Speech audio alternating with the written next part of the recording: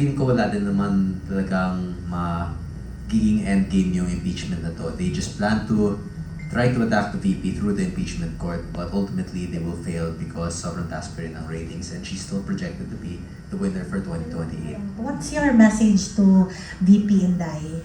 I also wish her the best, especially in this moment of impeachment, especially na ang daming ginagawang issues laban sa kanila. But ultimately, I hope and I believe that good will prevail over evil. And I believe that she will become president in 2028. And I will do what I can to help make that a reality. Itanong natin kay Kong Kiko at saka kay Rob. Oo. What is the neuroscience of the rocket science? Kong Kiko muna.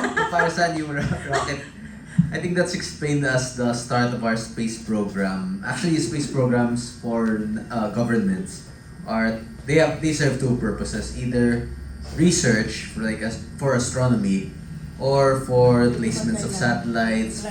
Pero we do not expect anything to come out of the rocket program. So feeling ko pang lang siya, pang optics para may masabing may nagawa. Yes. Kasi wala man tayong i-install mga satellites. We're not creating a space station.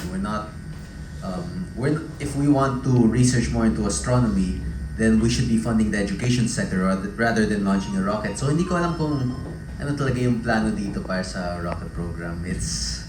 Nabigla din ako dun nung narinig ko yun sa SONA. It's very surprising and it's very unexpected.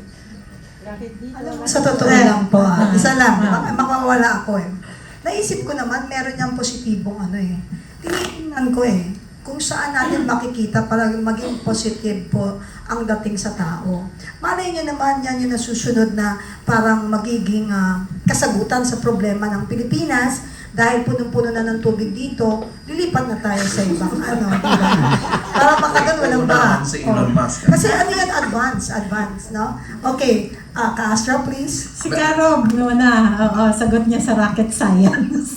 Sana nabasa ko yung script kasi oral, di ba? I mean, verbally spoken. I mean, verbally na dineclare yon. So, baka mali naman yung spelling, baka hindi talaga sounding rocket, but actually rocket talaga. Pero naisip ko lang, eto, konting comment lang about the SONA, is that okay? Oh yes, of Kasi course. it's the second to the last na SONA and you're not supposed to be presenting new policies or kaya new plans or new strategies anymore. You are supposed to be presenting something na nag-work yung leadership and governance mo the past year. Kasi may last SONA ka pa.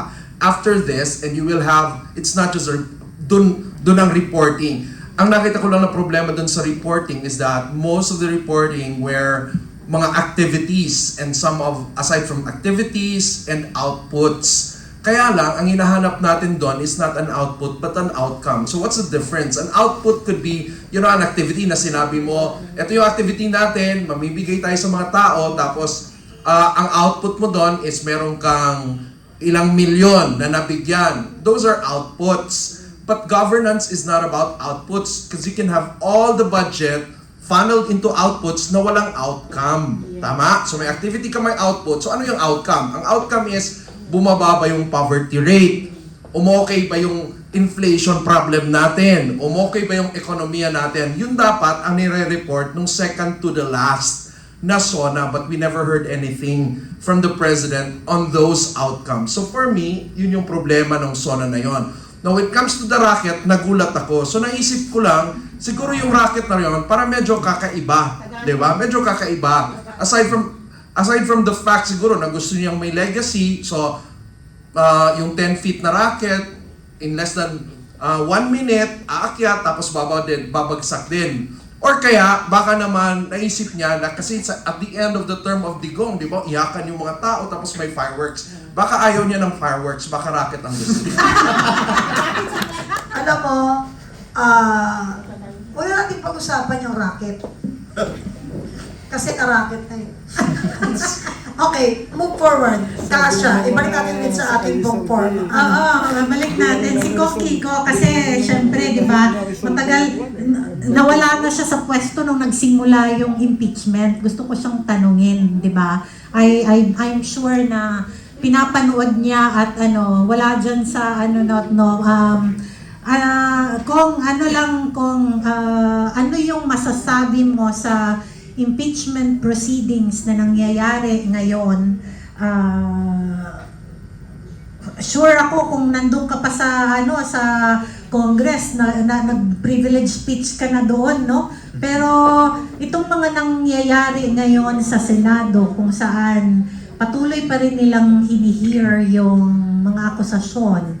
Meron ba silang napatunayan? Ano yung take mo sa prosecution panel at sa defense team when it comes to presenting the evidences? Well, as for the prosecution, dati pa nilang gustong kasuhan si Vice President Sara Duterte. Wala silang mahanap na kaso, wala silang mahanap na issue, nothing for plunder, nothing for the grave threats.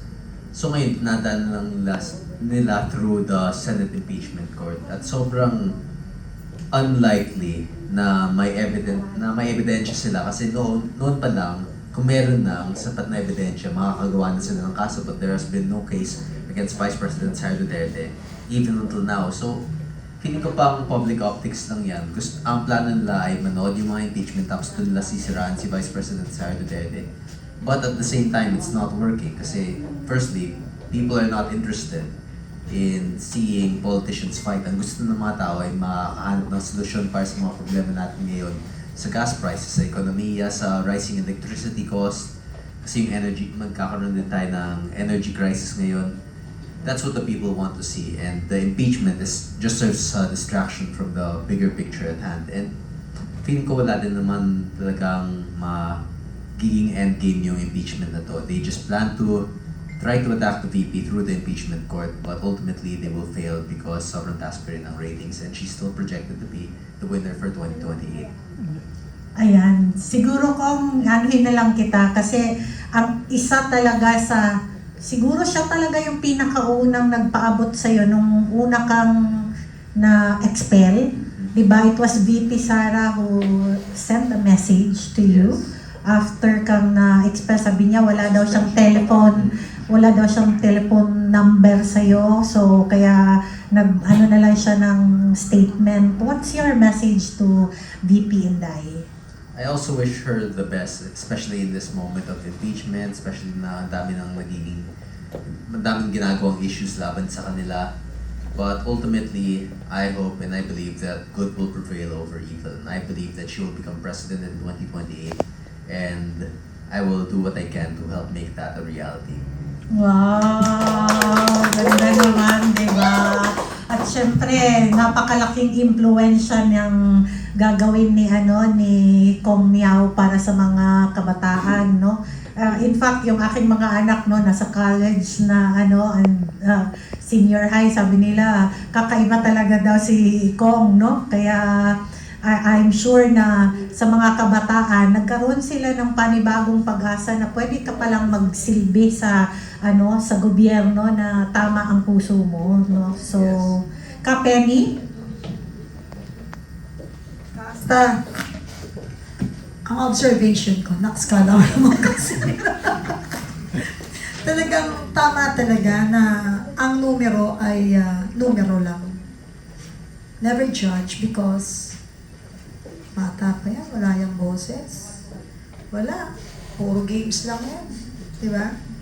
Huwag niyo pakinggan yan, naglalaro lang yan. Tapos kung ang tao, pasalamat tayo sa mga makabagong pamamaraan that we can really update kung ano yung real score. Why? Kasi dati kapag ano yung inilabas sa news, yun lang ang totoo para sa atin. Kung sino lang yung nag-wave ang pambayad sa media, sa commercial, yun yung ipaboto natin. Pero ngayon, because of this new mga makabagong pamamaraan, we cannot fool yung Filipino people. And I thank God sa pagbibigay mo ng mga dunong sa mga tao para magkaroon ng ganitong makabagong pamamaraan.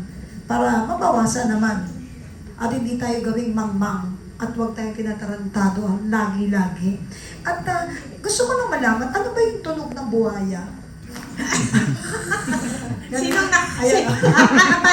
Paano?